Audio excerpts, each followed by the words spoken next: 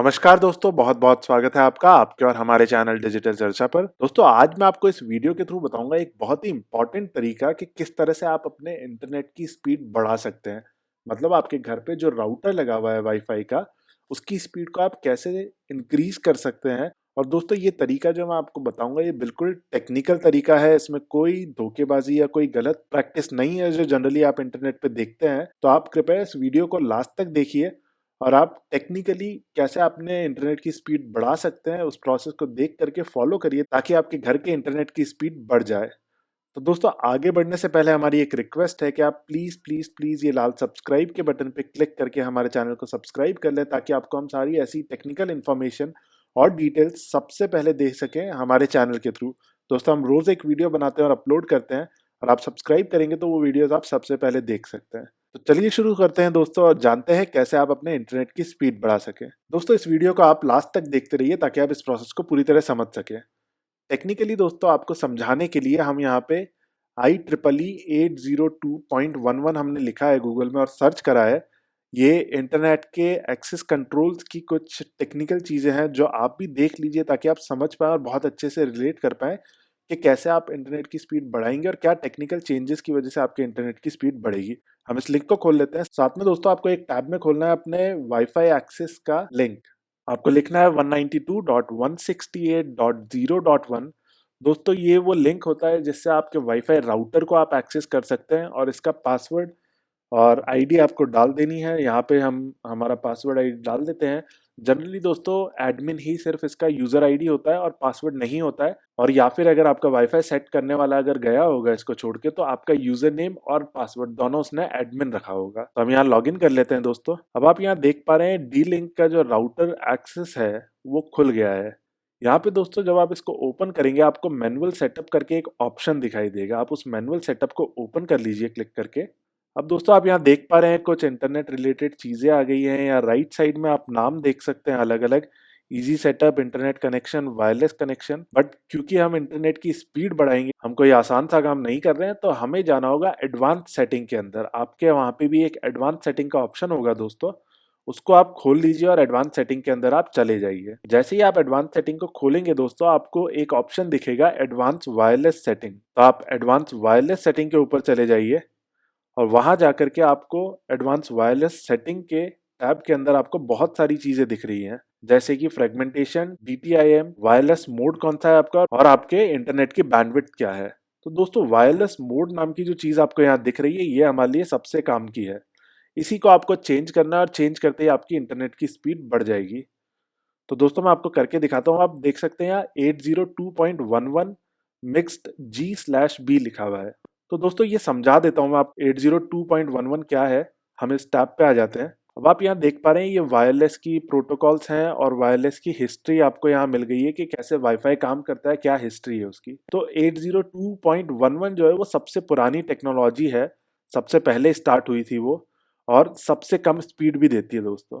अब आपने यहाँ देखा G&B का ऑप्शन हमारे पास में है। वापस आपको दिखा देता हूं मैं। अब दोस्तों जब मैं 802.11B पे जाता हूं, मान लीजिए आपने 50 Mbps का एक इंटरनेट कनेक्शन ले रखा है और आप देख रहे हैं कि आपकी 50 Mbps स्पीड ही नहीं आ रही है, आपकी स्पीड आ रही है सिर्फ 8 या 10 Mbps की। तो दोस्तों ये हमारे जो वाईफाई प्रोटोकॉल सेटअप है, जो हमारी इंटरनेट सेटिंग है, उसकी वजह से हो जाता है। क्योंकि अगर आपके पास 50 Mbps का भी ऑप्शन है और आपने अगर उसको लिमिटेड कर रखा है 10 Mbps तक, तो आपकी स्पीड उससे ऊपर नहीं जा पाएगी। मतलब ये एक वैसी बात हो गई कि आपके पास में एक पल्सर बाइक है या एक रेसिंग बाइक है, आपके पास में यामाहा की कोई स्पीड वाली बाइक है, पर अगर आपने उस पर स्पीड कंट्रोल कर रखा है, 20 की ही लिमिट कर रखी है, तो आप 20 से ऊपर नहीं जा सकते हैं जब तक कि आप उसको और एक्सेलरेट नहीं करेंगे। तो दोस्तों जब 802.11B पे आप यहाँ आएंगे तो आप देख सकते हैं 802.11B जो सेटिंग है उसकी मैक्सिमम इंटरनेट स्पीड जो है वो 11 Mbps है। मतलब 11 Mbps की जो स्पीड है वो मैक्सिमम 802.11B दे सकता है।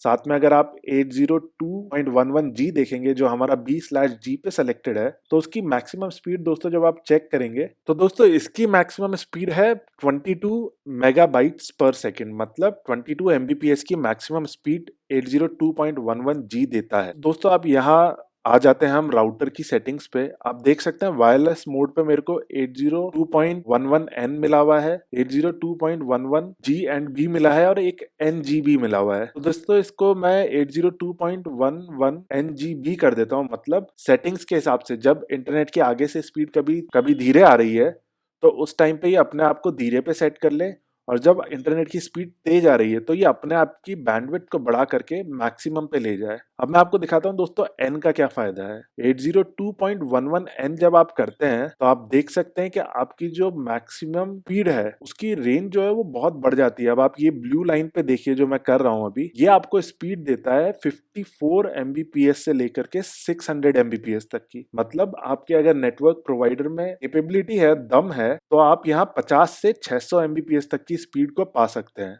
और साथ में दोस्तों ये जो हमने NGB करा है वो इसलिए करा है ताकि वो अपने आप नेटवर्क स्पीड के हिसाब से अपने को बेस्ट लेवल पे एडजस्ट कर ले। तो दोस्तों अब यहाँ पे हमने 802.11 NGB कर दिया है। अब N की स्पीड क्योंकि आपने देखी इतनी तेज है और ये लेटेस्ट वर्जन भी है इंटरनेट सर्विसेज को यूज करने का, और इंडिया के हिसाब से ये बेस्ट वर्जन बैठता है। तो जब आप इस सेटिंग को कर देंगे दोस्तों, उसके बाद आपको सेव सेटिंग पे क्लिक कर देना है, और जैसे ही आप सेव सेटिंग पे क्लिक करेंगे ये पूछेगा आपके राउटर को क्या रिबूट करा जाए, तो आपको यस कर देना है रिबूट नाउ पे। तो दोस्तों ये 25-30 सेकंड लेगा, राउटर को ये वापस से रिबूट कर देगा और उसको सेट कर देगा 802.11 n g and b की स्पीड के हिसाब से। तो इससे दोस्तों आपके राउटर की स्पीड बहुत तेज हो जाएगी, और जैसे ही आपके पास में इंटरनेट स्पीड कनेक्शन अच्छा होगा आप फुल स्पीड पे अपने नेट को एक्सेस कर सकते हैं। अब आप देख रहे हैं ये सेट हो रहा है, और 1 मिनट के अंदर जैसे ये कॉन्फ़िगर हो जाएगा हमारे नेट की जो स्पीड है वो बढ़ जाएगी। मैं आपको पिंग टेस्ट से भी दिखा देता हूँ। अभी आप देख सकते हैं 802.11 NGB पे सेलेक्ट हो गया है। साथ में मैं आपको स्पीड टेस्ट करके भी दिखा देता हूँ।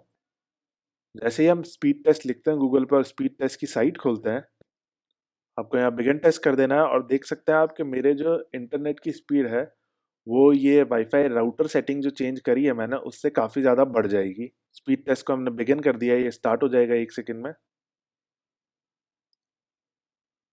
अब दोस्तों आप देख पा रहे हैं कि मेरा नेटवर्क प्रोवाइडर मेरे को 20 Mbps की स्पीड देता है और मैं 20 Mbps की स्पीड पा रहा हूँ।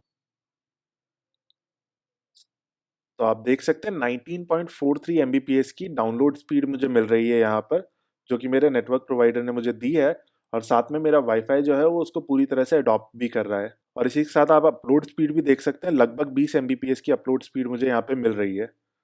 अपलोड स्पीड आप देख सकते हैं 20.45 Mbps की है। तो फ्रेंड्स इस तरीके से टेक्निकली आप बिना किसी झूठ के अपने वाईफाई की स्पीड को तरीके से बढ़ा सकते हैं। और दोस्तों बाकी ये जो आप दूसरे वीडियोस देखते हैं कि सॉफ्टवेयर को इंस्टॉल कर लो, ये कर लो, वो कर लो, वो सारी चीज़ें बकवास हैं, तो उन चीज़ों को ना करें। आपका कंप्यूटर हैक भी हो सकता है शायद उससे। इस तरीके को ज़रूर अपनाएं। अगर आपका कोई क्वेश्चन है तो आप नीचे कमेंट बॉक्स में मुझसे ज़रूर पूछिए। आप मेरे वीडियो को लाइक करिए, शेयर करिए, और दूसरे लोगों को भी ये बताइए कि किस तरह से वाईफाई की स्पीड जो है वो बढ़ाई जा सकती है। एंड प्लीज़ हमारे चैनल को सब्सक्राइब ज़रूर कर लीजिए। जय हिंद, वंदे मातरम।